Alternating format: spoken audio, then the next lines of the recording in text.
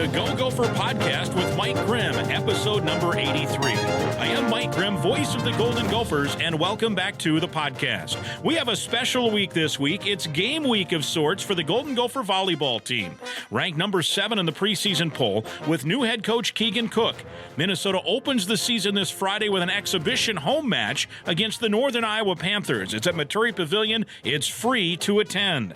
That kicks off a rather ambitious non-conference slate, which rolls into a high-octane Big Ten schedule that should be a blast to watch. This is Keegan Cook's second visit here on the Go Gopher Podcast. You're going to love it. Stick around. Our Go Gopher Podcast is presented by Sunbelt Business Advisors and True North Mergers and Acquisitions. Alumni-owned. If you're a business founder planning to exit your business, start by contacting Sunbelt Business Advisors and True North Mergers and Acquisitions. Sunbelt serves more businesses up to $5 million in revenue than anyone, and True North M&A serves companies with revenues up to $150 million. Get a confidential, no-cost, no-obligation business valuation started today. Hey, make the most of your life's work. Visit sunbeltminnesota.com or tnma.com today. Affinity Plus Federal Credit Union is also a chief sponsor of the Go Gopher Podcast. Affinity Plus is your local credit union throughout the entire state of Minnesota. You can find out more at affinityplus.org/Go Gophers. Affinity Plus Federal Credit Union has one of the top-ranked mobile apps as well, so check that out. And I'm thrilled that our podcast is doing so well thanks to all the great loyal listeners like you. Because of that, we got a few new sponsors jumping on board. The Go Gopher Podcast is now sponsored by Head Flyer Brewing, located in Northeast Minneapolis, right next door to campus. A great vibe, great craft beer, and much more. We're going to have a live show with them in October there. More news on that to come. If you haven't been to Head Flyer Brewing, please make it a point to do so. Another new sponsor is Caldera Lab, great skincare products for men. I'm right at that age to start worrying about aging, and the great research and top-tier ingredients to help make your face and neck area look younger and feel softer are just the ticket. And because they love the Gophers, any Go Gopher Podcast listener joining me in ordering will get a 20% off discount by using the code word GOLD, G-O-L-D. Find out more at calderalab.com, and I'll talk more about their great products later this episode. And again, because of that success, and we've grown as a podcast, it's my pleasure this week to welcome another new and loyal Golden Gopher sponsor to the Go Gopher Podcast. Our great friends at Cub have jumped on board. They're supporting the podcast, they're supporting the Gophers, and they continue to help make this a free podcast to listen to with no subscription cost or fees. Cub has been a longtime supporter of Gopher sports and is the official grocer of the Golden Gophers. Again, I can't speak highly enough of Cub and their great support, and we're glad to talk about great people. Our podcast is also sponsored by State Farm agent Tony Hoagland at ChamplinInsurance.com. Tony is a big-time Gopher fan, and we're podcasting episode 83 from the Aquarius Home Services studio.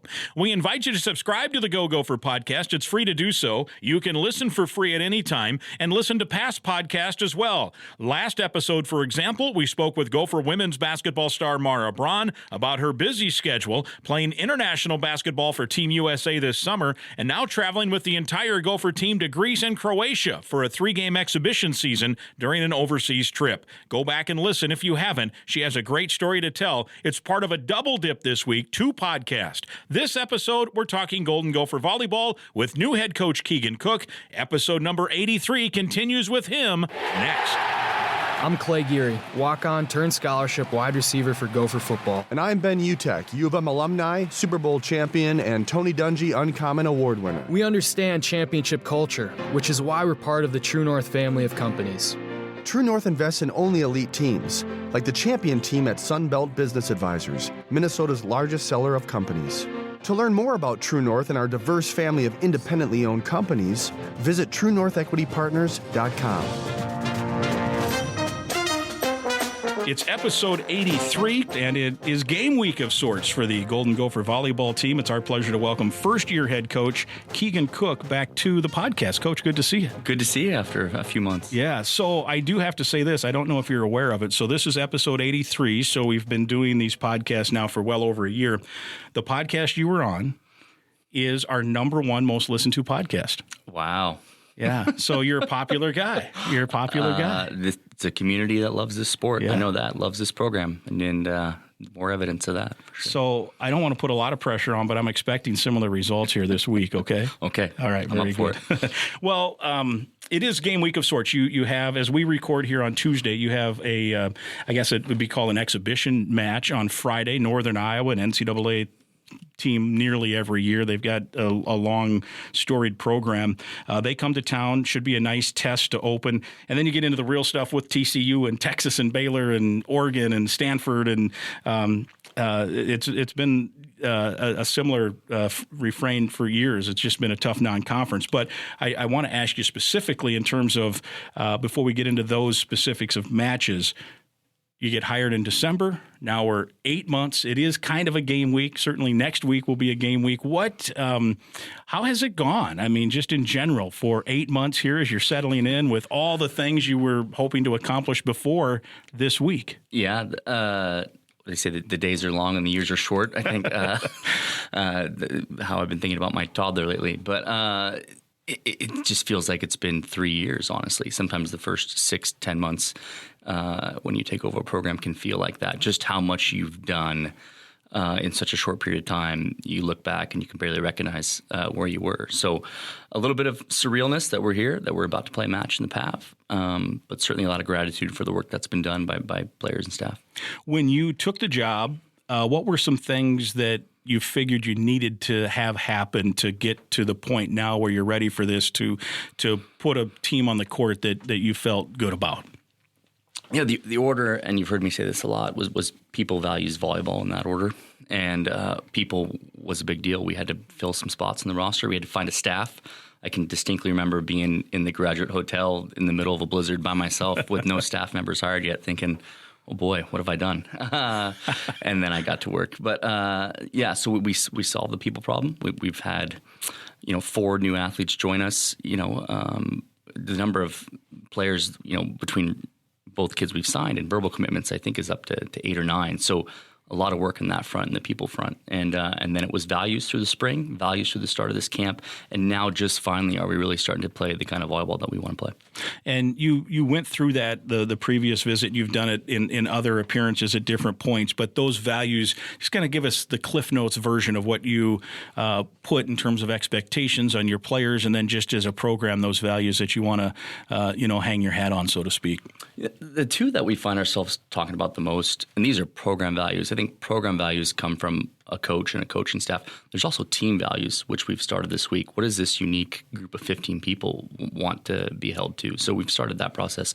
But program values, things I was passionate about, compound interest is one. We think there's value. It's the most powerful force in the world, whether it's in retirement or in life. Just small daily habits that start to snowball and work in your favor. So we've talked about that with the athletes, small thoughts, small actions that you do day after day that really direct your life. And then maybe one that would surprise people, just this idea of conflict agility. How quickly can difficult moments pass through our program and get solved, and then we're on to the next one. And so those are probably the two values we spend the most time talking about, beyond maybe growth. Growth is the currency of our program. No matter where you're at when you enter, how much progress have you made over a period of time? Those three, I think, are where we find ourselves most of the time. How do you measure what you see then in terms of where, okay, we're on track, or, we need to, I don't know what the word is, clamp down, or we need to emphasize this, or how do you make sure that the train's going the right way? Yeah, from a performance standpoint, volleyball is a highly measured analytical sport. Yeah. So we're getting information every day. Every contact is statted and analyzed by a technical coordinator, and we're able to share that with athletes and say, all right, here's where we're at. Here's the next standard. Here's where the best teams are. So from a volleyball standpoint, constantly being data driven. I think from a value standpoint, it's just in these little moments you have to pay really close attention. Did a piece of difficult news make it to you in one day, or did it take 3? You're getting these little benchmarks of, all right, a player performed at a certain level on one day. Did she do it again the next day? So those kind of really, nuanced observations that the coaching staff's making. How has fall camp been? When did that start? Is it about a 2-week stretch here that you're in the middle of now? Yeah, I think we've had 6 afternoons and maybe 4 mornings, so 10 total sessions here, and gotten a lot done, and the list remains long for what we need to get done. But we've attacked it from the beginning of the rally to the end is what we say. So we've got to get the ball across the net once, and then we got to get it back. And that's how we've kind of chosen to organize things. So our side out and our serving and our out of system play, those three things have been our primary focus here. And in relation to fall camp, I know you had the spring, you had the Hawaii trip, so there was chances to team build. You had 2 transfers then that come in. Responsiveness now where, okay, it's getting close. How has that been from the players in terms of, for some of them, it's a new coach, it's a new staff, it's a new style maybe, it's a different approach. There's probably certainly things that are similar, but I would guess things that are different too. How would you rate the responsiveness of the players? Yeah, I met with them yesterday on this actually, and I gave them a lot of credit for their willingness to be coached, even when things feel new or the pace is faster than they're used to. Not once have I felt resistance to be coached in terms of getting feedback. And that's a huge deal. And so we spent a portion of yesterday talking about the principles behind our teaching. Why is practice at the pace that it is? Why are we team mixing so much? Why do the activities look the way they do? Try and pull back the curtain a little bit and give them a why behind the what, and that seemed to help them a little bit. Yeah, and because obviously every coach has his or her own style. We see this in all sports, where if it's a new coach, it doesn't mean one style is better than the other, but Keegan Cook has his style, so it's obviously going to be different than whoever was a previous coach, whether it's Hugh McCutcheon, who had success, or Mike Hebert, who was successful before him and on down the line. So how would you say maybe from the feedback that it is different for them? You mentioned faster pace maybe. Yeah, probably the tempo, is a little faster. And what I told him yesterday, I said, I'm sorry that we have the people in the room that are in the room. It demands a certain level of urgency. We're not going from 14th to 12th and 12th to 10th and 10th to 8th where we have 3 years to kind of get things in place. I'm sorry you are who you are, that your talent and your skill demands that we get to work quickly. And I think I specifically said that to Kylie Murr. I get 4 months with you. I'm going to go as fast as I can before you leave us. And so I think that helped to just give them a little perspective as to why maybe things are moving as quickly as they are. When you say that part of it, because I think people generally have W as a player's coach who has great relationships with players. How do you walk that tightrope of demanding and maybe, like you say, delivering bad news, but also staying tight within that relationship and making sure that players understand what the focus is and why you're doing stuff? Yeah, that's tough. How much structure? I think about how much structure they need.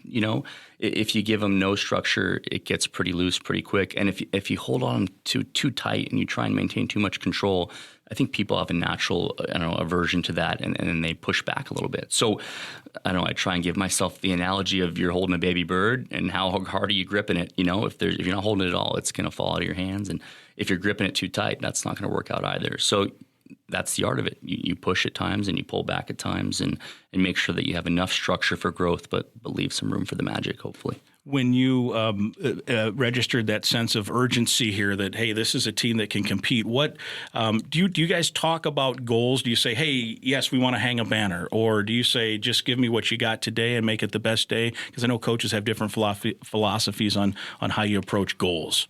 We talk about it first, and we talk about it once. I think it's the first slide they see in our opening presentation. We're here to win the first national championship at the University of Minnesota. And that's probably the last time we're going to mention it, because it's not going to get us any closer. There's lots of studies that say the more you talk about your goals, the more you think you've actually accomplished them when you haven't. And so, yeah, that's our take on it. All right. So you've got this group, you've got exhibition play. How do you handle an exhibition game? Obviously, this Northern Iowa team has always had, they've been a good bona fide program for a while. So wins and losses don't matter, but you don't also probably want to go in there and stub your toe right off the bat either. Yeah, you want to learn something about your team in that moment. So you can expect some mixed lineups. You can expect, some different systems at play, some plan B, some moments where there's a substitution for a specific play. You want to learn as much as you can, and you want to compete and win. And so how do you balance those two things? Because the players don't just want to go out there and bump it around. They want to go out there and make a point. So that's what we're working through here in these next 2 days. You've got the match Friday, the exhibition exhibition match. That's a free match. Fans can come and watch. I'm sure a lot of people will take advantage of that, and then the schedule kicks in for good. That schedule, I think it's, let me look here, August the 25th, TCU home, 7 o'clock, Baylor, Texas. That's the Big 12, Big 10 challenge with TCU a part of that as well. So it's 25th, 26th, 29th. Then on to Florida, road, Oregon in Palo Alto, then Stanford there. Includes Creighton in that non-conference match against High Point. And then you get into the tough Big Ten play. How do you is there a ramping up period then, or was that yesterday when you said to the team that there's some urgency here? There's certainly no ramping up with this schedule, I don't think, and that's okay. What we said is, will we know what it takes to win a championship by the end of September? And the answer is going to be yes, with the way that this schedule's been put together. And you don't want to be surprised. You don't want to be surprised when you show up in December in that second weekend and you face somebody who's equally talented as you, who has the same aspirations as you. So that's we've been pretty open about that with the team. You've mentioned mixed lineups here a couple of times, so I'm curious, and maybe you don't want to share a whole lot. Who knows who's listening, and scouting and all of that. But when you have a roster that's talented and deep, I mean, there's everyone on the roster. They've come here, they want to play. You get to play 6 at a time. Do you foresee that there'll be mixed things for the, like, ideally as a coach, would you like to play 8 or 9, 10, 6? 15? I mean, how do you see that? Do you think you'll get into a normal rotation at some point? At some point, you'd like to think that, but you better have some plan B and plan C for some specific moments. The great thing about having the roster that we have is there's depth. Each of the players are different from each other, so they offer a different strength, which we can use as needed. But talk about those first 3 matches in 5 days. I mean, the idea that you would play all the same players for those 3 matches in 5 days, just you don't understand the physicality of the game. If that's the case, we need to make sure we utilize our talent really smart in those first 3 matches. There's also, I'll use football as an example. In football, sometimes there's a game or two in a non-conference game, let's say, that you're going to, in a Big Ten program, say you're up, you can play some guys, get them experience, and the idea would be you're developing. They're probably not going to help you much this year, but they're going to get some action in a game, and the next year they might be the starter at defensive end or at quarterback or what have you.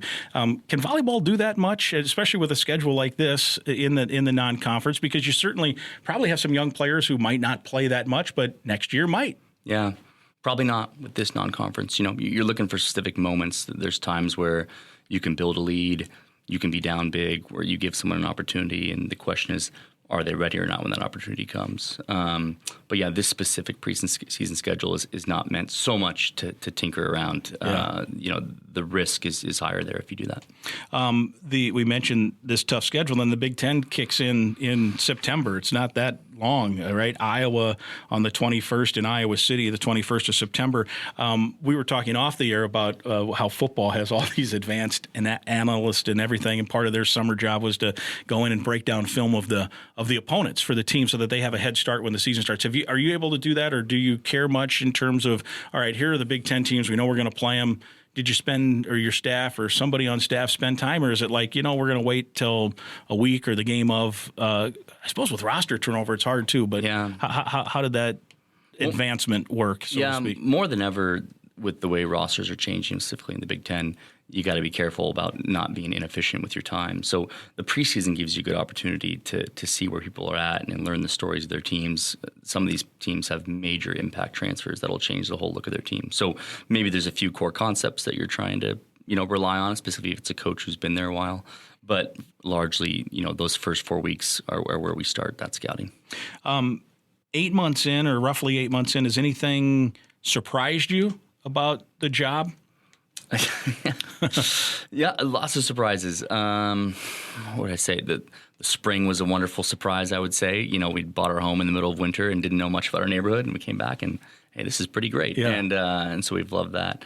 The passion of the community has been huge. I was able to do a high school coaches clinic and spend some time with those guys, and the turnout was unbelievable. I'd never seen a high school coaches community so engaged in educating themselves, and now I know why so many great players come from this area. I know the flights were pleasantly short. I was excited about that. Yeah. Maybe 50, 60 flights later, I'm not quite as excited about the airport as I was, but it's allowed me to recruit the way that I've wanted to recruit for some time. Yeah, because you're in Seattle, you're kind of an outlier geographically there, where if you're going to recruit Florida, that's a long flight. Still a long flight from here, but not long like you would be out there, right? Yeah, you talk about watching a kid play practice in Chicago and being home that night, and seeing your family for breakfast the next morning. I don't think people understand the scale of recruiting and where it's gotten to, particularly in our sport. I'll be in airports and occasionally I'll bump into somebody in the terminal and I'll tell them what I do and they go, "Oh, is that full time?" Yes. Coaching is a full-time job. Yeah. And but that's just the way things have gotten. The best way to show these athletes that you're interested is to be there courtside, and then that's been our strategy. Let me quickly mention a sponsor here of the podcast, and we'll get back to Gopher Volleyball. Affinity Plus is your local credit union, proudly serving Minnesota since 1930. If you're a current Gopher student or a proud Gopher alum, you are eligible to join a financial that wants to build a meaningful banking relationship and put you first. You can meet with a local employee at any of their branches statewide, all across Minnesota. There's one just up the road from where we are right here, right off campus on University. You can learn more and find other ways to connect by going to this webpage, affinityplus.org/Go Gophers. affinityplus.org/Go Gophers. Affinity Plus Federal Credit Union, federally insured by NCUA, and now a longtime sponsor of our podcast, 83 episodes in. We appreciate their support of Gopher athletics. Team identity, do you have it yet, or is it a work in progress with some of the new faces you're mixing in? Yeah. From a value standpoint, in progress, I would say. You got a group of individuals, including the newcomers, where you're trying to find out what they're passionate about. They know each other well. They know what they need. From a volleyball standpoint, I don't know, serving, blocking, speed of offense, those three things probably are hopefully going to be marquee skills for us. I asked you this in your first appearance on our podcast in terms of stylistically what might we see, and again, I don't understand all the numbering system and all those things, but is it where you thought you might? Is it what you normally, without giving too much away, maybe you want to hide some stuff too, but is it a roster that can play the way you want to play? Yeah, it is. We had a chance to add some players who I think fit what we were trying to build, and I think that's one of the mistakes coaches make most often, is trying to put players in roles that don't fit them. And thankfully, we've had enough time here to design the offense and a bit of the defense around the abilities of the players, which we're excited about. So without giving away too much, I suppose, what will fans see? What do you think this Gopher team will look like? Yeah, I hope they see balance. I hope they see speed. I hope they see attacking out of the front row and back row. I hope they see variability without gimmicks. I think some of those offenses that get overly complicated break down in the big moments. But so hopefully they can see some of the nuance in the variability, but again, not getting ahead of ourselves. The newcomers, you mentioned them. Let's start with, if I can ask you about the transfers, and we'll start with Kylie Murr from Ohio State. You mentioned earlier you get 4 months with her, and I think we had a chance to chat with her, I guess, a month or so ago, and she was very excited about that. She made it apparent that she's like, it is this urgency, and she goes, I'm getting coached hard, and I love it. She was Defensive Player of the Year in the Big Ten. Fills a big need, right, for this roster. What have you seen from her? Yeah, as good as advertised and better in some spaces that I didn't expect. We're working together every day, and I told her there's two ways we can get this wrong. One, I can ask you to do too much that's too new, and you lose your identity of who you are. Or I cannot challenge you enough and just get what you already have, in which case it's not a good deal for you. So I think we've found that balance where we're asking her to do enough new things that she's growing, but not so much that it takes away from her identity that's already so well established. Yeah, and my first impression, I had not met her. I've seen her play. Just in the interview session we had, was that she, I think it looks like she can be a fan favorite. Usually that position is a fan favorite anyway because they're diving and they're doing a lot of stuff, but it seems like her personality, at least in the short time we had with her, I think fans might gravitate to being able to cheer for her, right? Yeah, I think we all will gravitate towards that, yeah. She's sincere, she's hardworking, she's ambitious, she's a good leader, she puts herself out there, sacrifices her body, she's dynamic. not hard to see why she's done what she's done.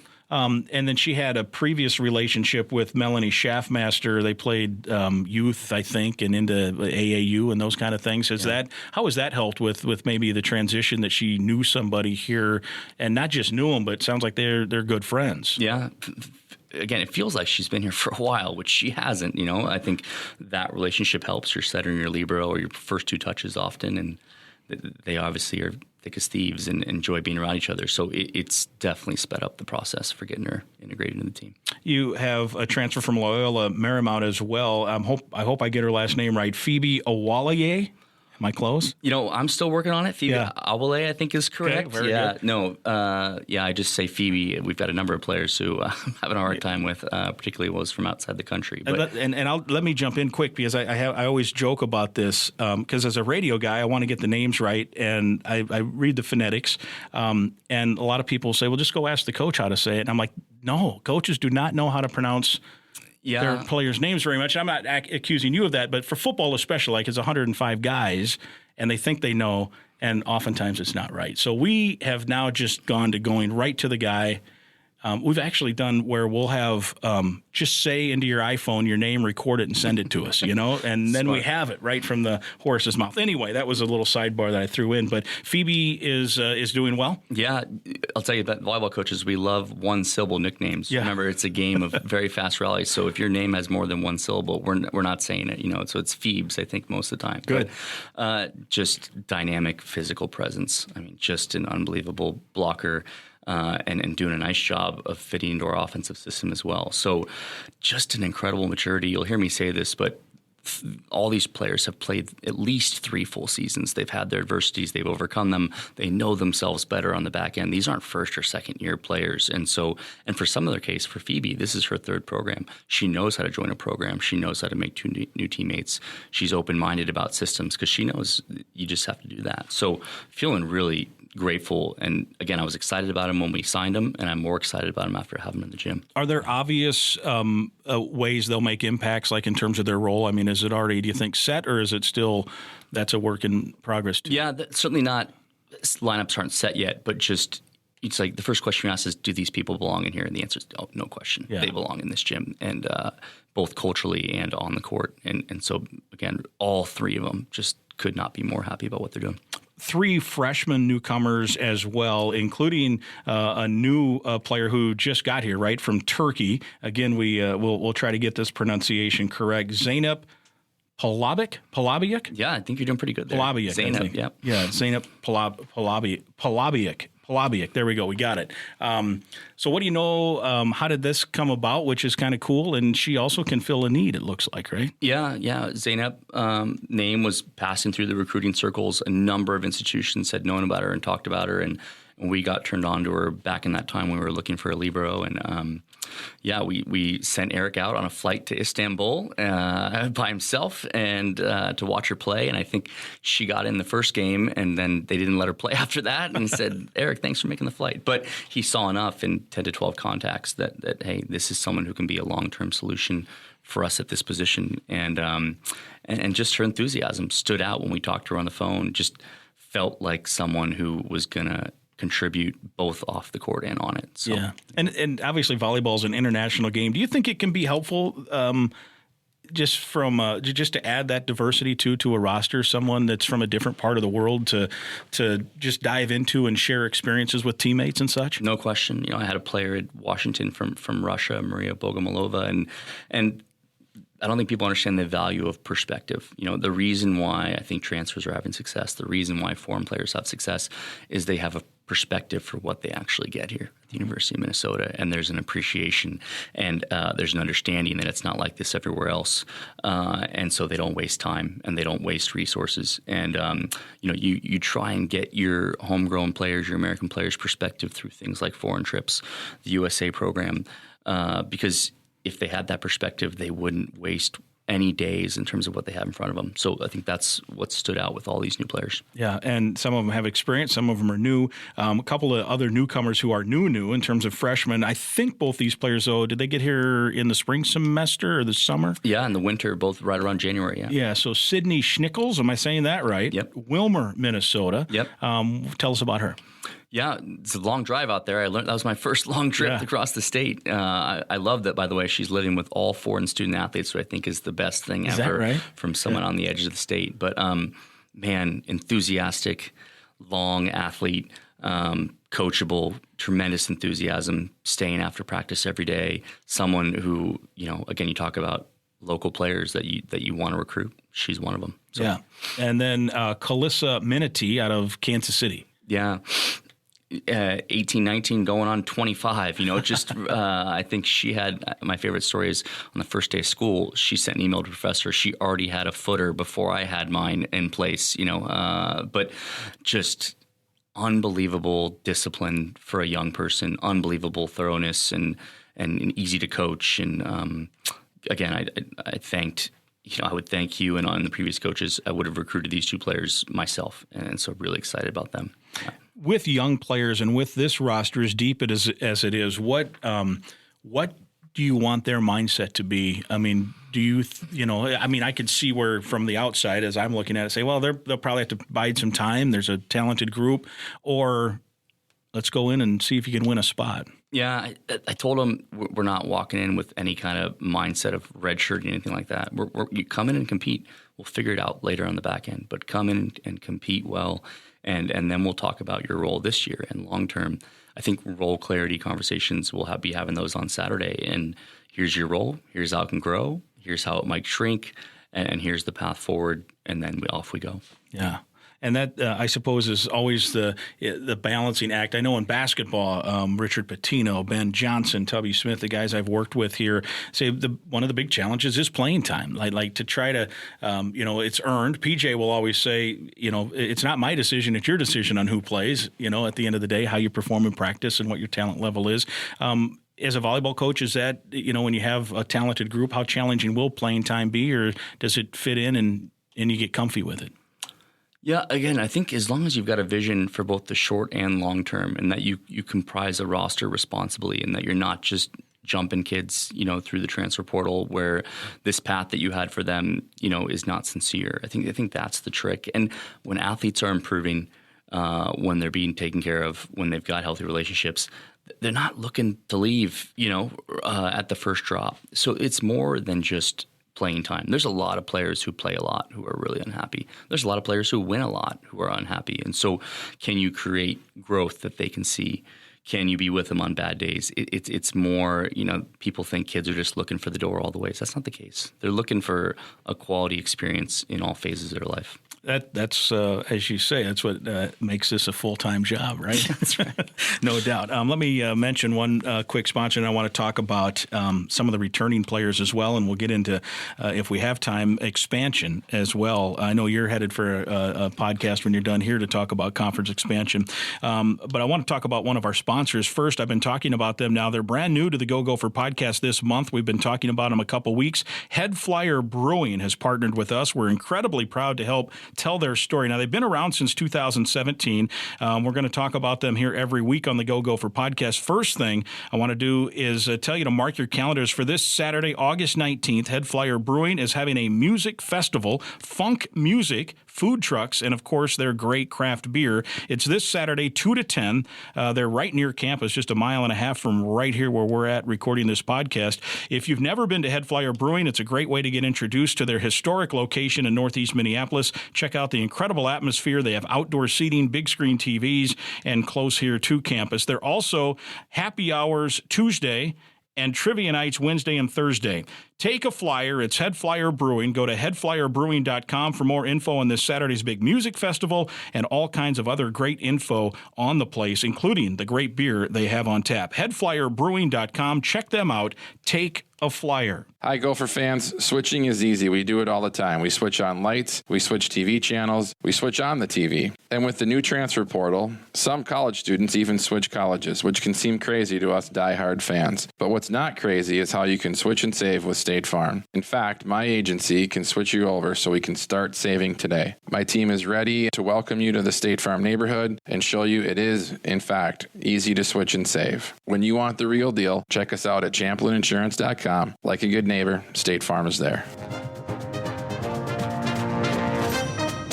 It's episode 83. Keegan Cook, Gopher volleyball coach, joins us here in our next segment, and we've talked about some of the newcomers. And I don't want to go through the whole roster because we'd be here forever, and I hope that people aren't offended that we left some of their favorites off. But I think there are three returners that we should hit on here a little bit. I had on Gopher Talk, separate from this podcast, McKenna Wooker on talking about her experience in Team USA and how much she felt just having that experience. She said even if it was just kind of subconsciously boosted her confidence a little bit. She's like, we all someday dream of either being on the Olympics or whatever, and this is maybe a mini step toward that. But I thought it was an interesting comment. She said just to wear that uniform, it almost validated a little bit her as a player. Have you noticed, how that might have impacted her, and how has she been here this offseason heading into this weekend and the season? Yeah, impressed with who she came back after the summer. I'll tell you that. Semester school's a new experience for me. You say goodbye to the athletes for a number of months, and you know that they're lifting and that they're playing on their own, but you don't know how much they're actually developing, and if they remember the task list you left for them at the end of spring. And she's someone who came back, and from day one, it was obvious that she didn't just play over the summer, that she had some intention. And, I said, we can take that off the list. You took care of that over the summer, and that's pretty rare. Overseas experiences, Calissa got to go, McKenna got to go. I obviously went. Taylor and Melanie spent time in the USA gym. Diverse experiences are really special. And Minnesota has the resources to allow them to take those trips, and they always come back better for it, for sure. And then the other two who were on the, I think the preseason All Big Ten look, we've already mentioned Schaffmaster.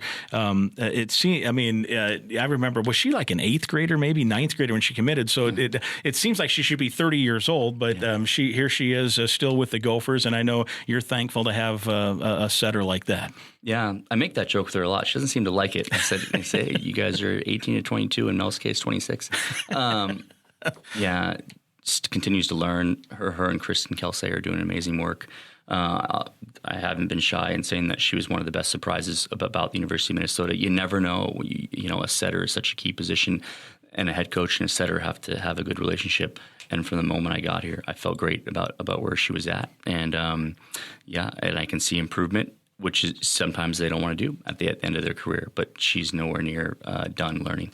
And Taylor Landfair, of course, all Big Ten, also a highly regarded recruit when she came here, went through some injury issues, and now, when she went through a full healthy season, was a factor, no question about it. How has her summer been, and what do you see from her?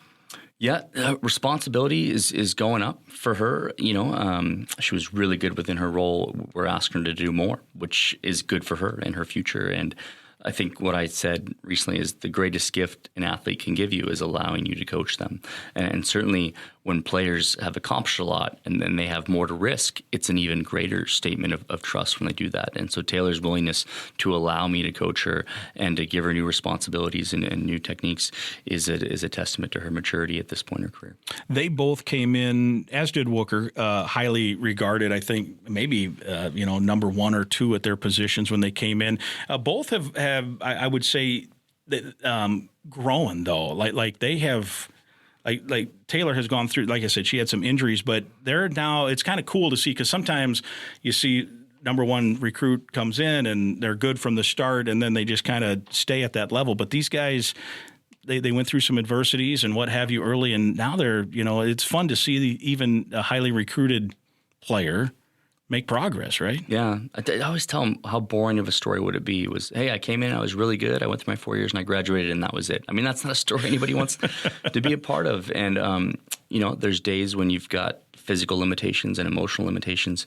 And on the other side of it is the player that you aspire to be. And so all of them, every player, we don't tell those stories in certain spaces. There's a lot of lonely work being done. And I wish our sport was a little better about telling the stories for the young people so they can know, hey, they're just like you. At times they lack confidence. At times they have conflict. At times, they plateau and they need to push through it. It's the only guarantee in this experience is that you're going to face those moments, and how you respond is going to be the best part of your story. And then the key we mentioned, I mean, there's other newcomers, and again, we the clock on the wall won't allow us to get to all of them, but it's a very talented roster. We've talked about the newcomers, talked about some of these returners, and I suppose now the key for you and your staff is to continue to get them to gel and mix and hit that peak at some point so that you're off and running, right? Yeah, you're trying to balance. Hey, we got to be short-term good with a long-term mindset, and so there's been times when we say, hey, I like what we're doing for December, but I don't love it for August. We need to have some certain fundamentals in place that we don't drop matches unnecessarily as we build towards December. So that's kind of been a lot of our conversation lately. When you were on with us the first time, you mentioned your staff, your coaching staff. You got everybody you wanted, and I know you've even had some slight change since then in terms of where you can assign people duties and such. So, how has the staff developed here? And tell us about the progress and the chemistry that has been built amongst the coaching staff. Yeah. Oh, man, what I think. First of all, there's a group of coaches that they kind of said, hey, we'd really like to keep these people, which I was smart enough to say, all right, do not touch any parts of this staff. Our technical coordinator, our director of ops, our trainer, our strength coach, the amount of work they do that I never know about is fantastic. And things were in place from Hugh and the administration, which I'm extremely thankful for. The new coaches that we've added have really found their stride. Kristen Kelsey and I have been on the recruiting trail together all spring and had some success there.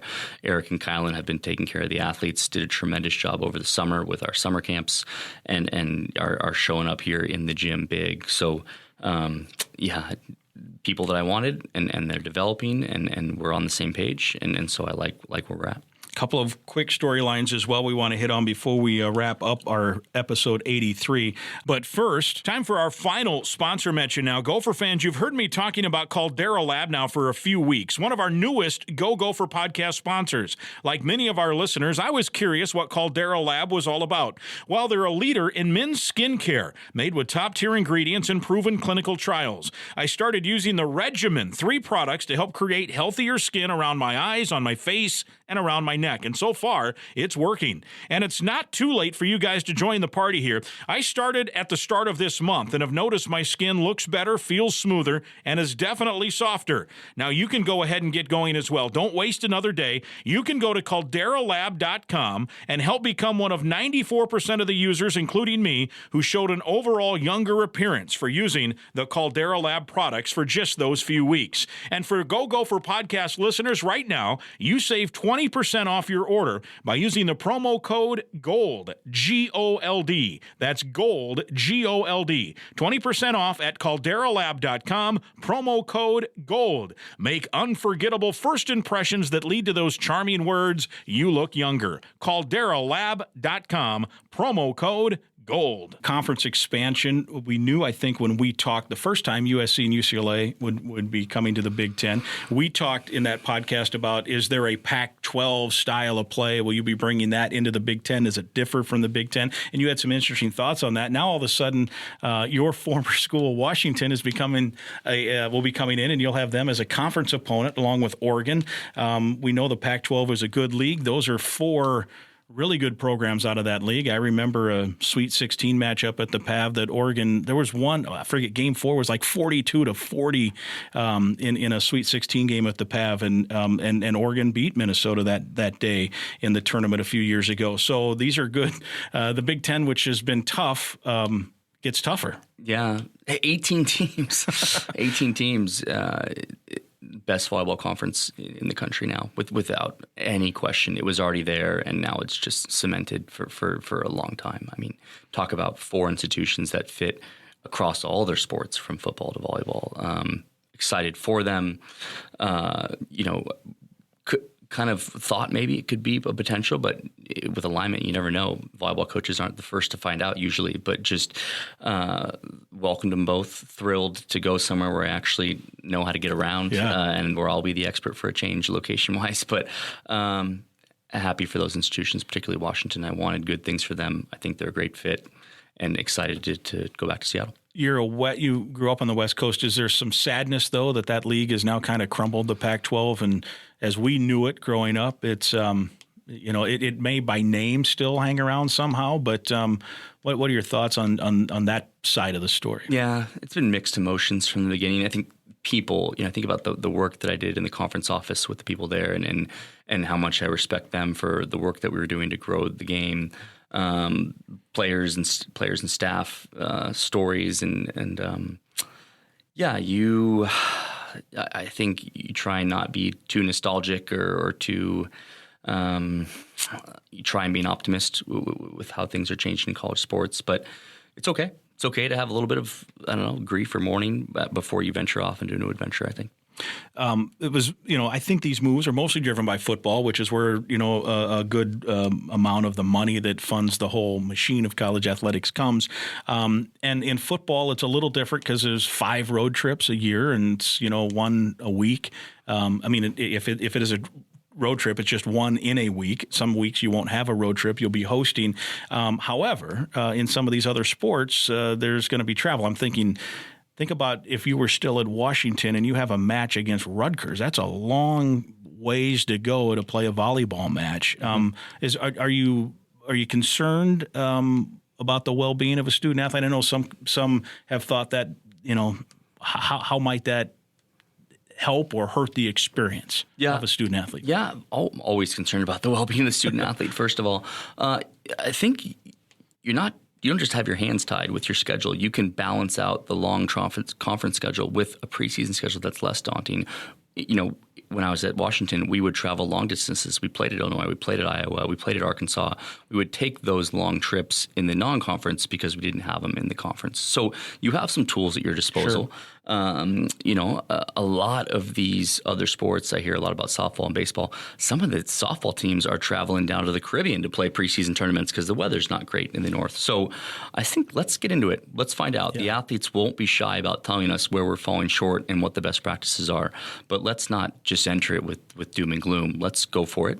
Let's make adjustments as needed and find the solutions that'll make it work. That's more of my mindset. I don't believe it's an impossible task. Yeah, and it does, I think, offer new experiences. At the end of the day, whether you win a match, lose a match, maybe there's a player that's never been to New York City. You go to Rutgers and you can make something of it. Because my guess is there's going to be some travel partners or something here like UCLA is not going to fly to Rutgers, play 1 match, and fly back. I'm guessing that Penn State or Maryland or somehow there's going to get, you'll get 2 matches out of that. I think even the Big Ten does some of that with volleyball already. Yeah. But there are some opportunities to show athletes, whether it's volleyball, as you mentioned, softball, some places of the country. My feeling on perspective and travel and the value that it has in your life should you be so fortunate to have it. And some of these players have big aspirations at these institutions. They want to play, professional volleyball internationally. They want to play for the national team. I've got news for you. You'll be taking a lot longer flights when you go to Poland to play, and the next week you're in, Thailand to play. So, if you have those aspirations, this is going to be an opportunity to develop some skills. Traveling is a skill as an athlete, and you get a chance to develop it. Yeah. Last couple for you. You mentioned early when I asked if there were any surprises, you said the spring was good after that winter, and that you are in a new house, and you can share with what you want. I don't want to get too personal, but how is the family now in either enjoying or not, or how the transition has been? Oliver is just about almost 2 now.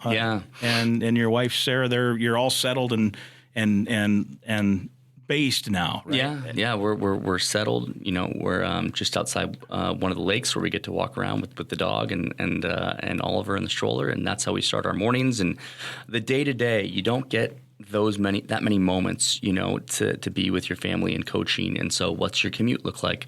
How quickly can your family be on campus?